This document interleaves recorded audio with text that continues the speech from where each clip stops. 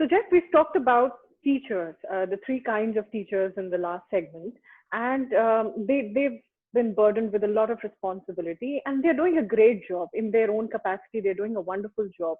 But there is a realm of management whom we call as the administrators or the academic coordinators. What is their role in terms of helping teachers or helping the learning system?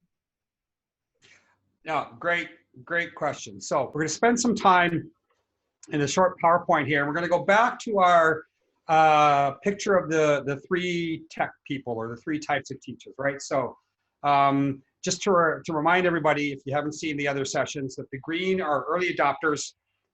They're usually really good with tech.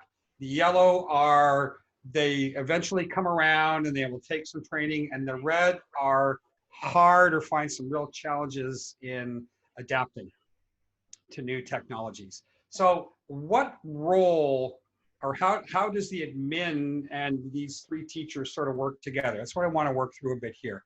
So along the bottom, we've got two lines or in our table here. The sort of darker blue with the white text is going to talk about the amount of content. In other words, so you mentioned earlier on in one of the sessions about how this whole a certain group of new students don't even have textbooks.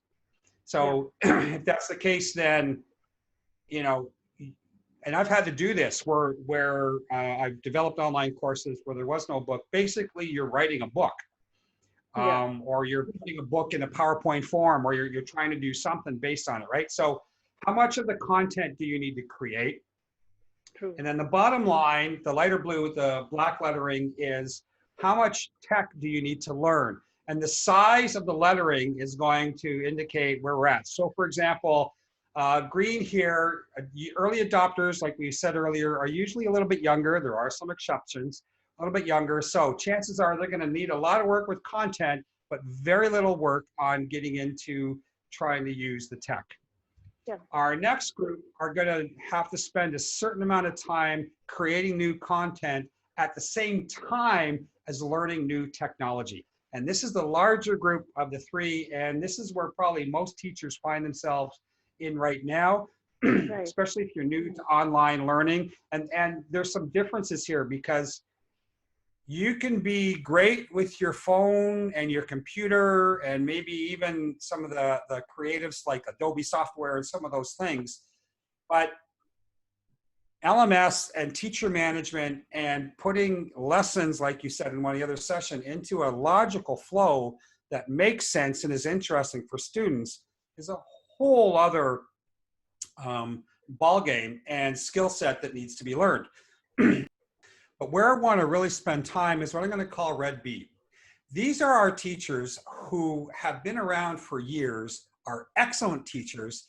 They know everything inside out, but they're going to have a real challenge with technology. So how can we put some different groups of people together to try and make this work?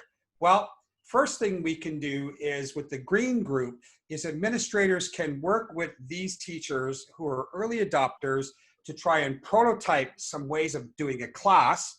And they should have their own tech person who's not just a computer guy, but also now has to become, or girl, has to become an LMS digital learning expert.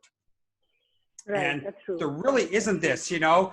Quite often an LMS person or administrator is a tech person. They don't come from a school background. And this is, and we're going to talk more about this in our fourth session, about how tech and education really need to start working more together. Right now, they don't work very well together. And this is part of the problem we're in. So the schools need to have a technology person who understands education technology, but also understands the education part of that, or works close with teachers. So they can be prototyped and they can be putting out exemplar kinds of lessons that others can be learning from. The middle group is the larger group. So you might need to provide some content creation or content curation help for some of these people. What do I mean? You're in a large school, and let's say you have 10 grade 5 math classes. do you really need to have 10 teachers creating 10 different sets of lessons?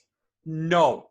So let's coordinate our efforts, have people who, based on their strength, say within math, Yeah. generate a certain amount of grade 5 lessons, say in algebra. Someone's going to do it, well, not algebra, it's a little bit too high, but in basic or so fractions, somebody else is doing decimals, somebody else is doing 3D shapes, somebody else is, you know what I mean? And Yeah. then all of that gets loaded, and then those people are sharing the burden of who's having to create the content. And as they're creating the content together, they're also going to learn to understand some of the technology together. So that's how I'm going to suggest with the middle group. For this red B group, I'm going to suggest that we use TAs or even student teachers who are really tech savvy, and partnering them with someone who's got the wisdom and the content, but not the technology, and young people who have the technology but don't have any of the wisdom or the content, and let's put them together for the one to help the other, or basically how to pull the information out of the master teacher, get it into a delivery format, right?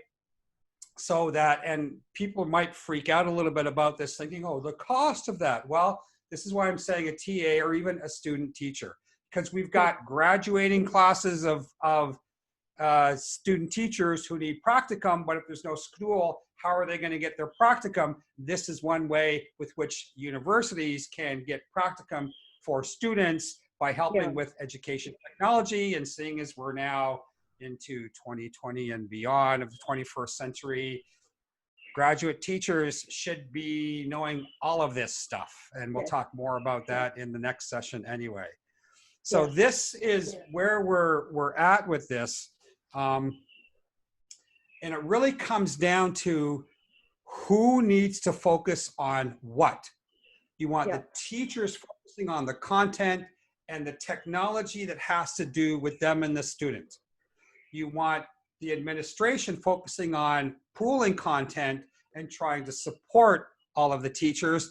And you want the school technology people to be focusing on the technology that is maybe behind the scenes, the assignments, the grading, the getting information back and forth to students, etc., the attendance, all of those kinds of stuff.